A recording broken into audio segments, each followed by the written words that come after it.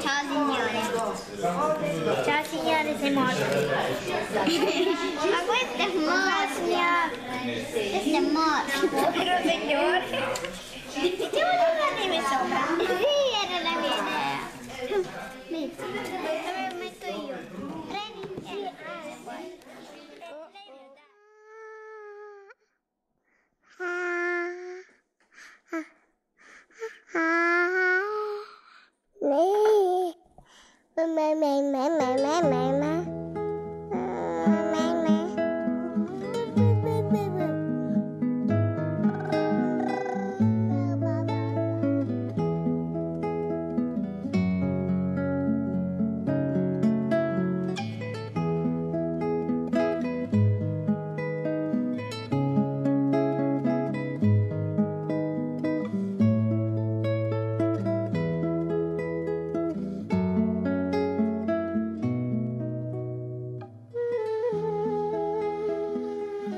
Ще посипя елхата с прашец от мечти.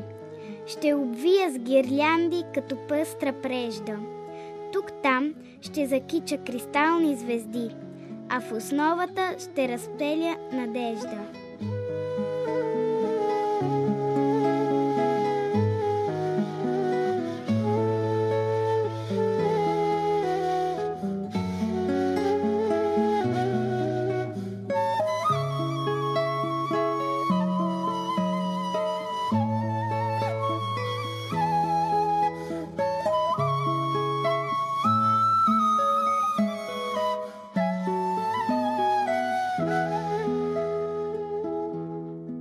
И заваля снежец, покри земята с бяла завивка, украси дърветата с креш.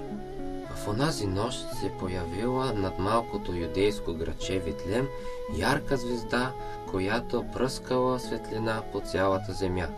Точно тогава малкият овчар Данаил търсил едно от своите агънца. И докато се оглеждал, видял към него да се приближават мъж и жена. Накъде сте се запътили в тази студена нощ? Отиваме в Витлен да намерим място за нощувка. Със сигурност ще бъде трудно да намерите подслон. Но ако искате, идете в яслята, където държа моите животни. Това били Мария и Йосиф, които се запътили към родният Витлем. По нареждане на императора, населението трябвало да бъде преброено. На Мария предстояло да роди. В тайнствената нощ, сред тишината, тя си спомнила как пред нея се явил ангел, който й казал: Мария, ти ще родиш син, Исус, който ще бъде дете не на кой да е, а на самия Господ. Никога звездите не са блестели така, както през тази нощ, но една от тях била по-светла и по-чудна от всички останали. О, Боже мой! Каква е тази чудесна светлина? Христос се роди. Роди се Спасителя. Всички останали като замаяни. Знамение ще да е. Мъдрували хората и гледали удивени голямото чудо. Овчарите, които пазили стадата си наблизо, се оплашили. Но ангелски глас от небето ги успокоил и им известил радостната вест, че тази нощ се родил отдавна чаканият Спасител. Ангелско песнопение славило мира и спокойствието, пратени на земята. И както е обичаят, овчарите нарамили агнета и тръгнали към мястото, където им сочила опашатата звезда. Когато стигнали до яслата, те се поклонили и поднесли своите дарове на младенеца. Скоро заприждали поклонници отблизо и далеч. От тогава в тази нощ, във всяка къща по земята, където живеят християни, се слави раждането на Сина Божи.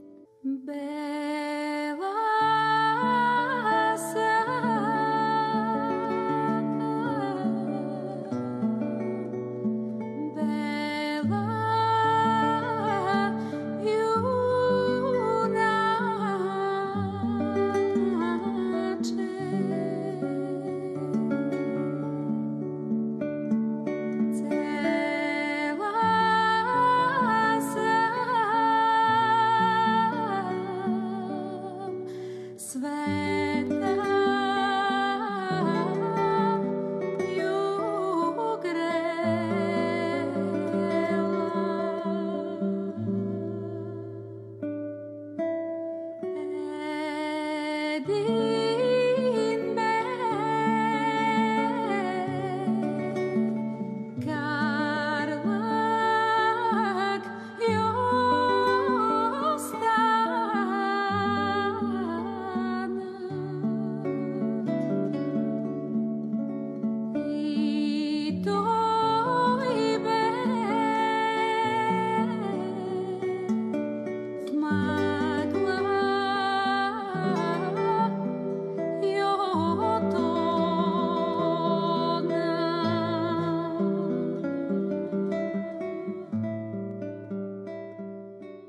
През тази нощ ти, моя детска Коледо, ще слезеш от кошарите при нас, а ние край елхите ще се молиме, заслушани в дълбокия ти глас.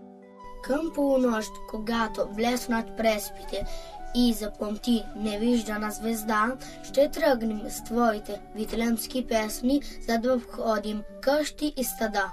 Пред нас ще се разтворят бели пътища, сред топла Тракия и севера суров. Ще ни посрещат хората прегърнали в сърцата си небесната любов. А ние, моя светла детска Коледо, ще им запеем с чисти звъна глас и в песните си дружно ще се молим да бъде едър пролетния клас.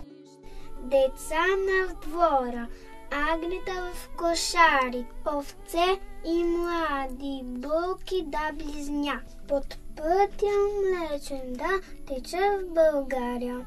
Нов път, не звезден, а от мляко път.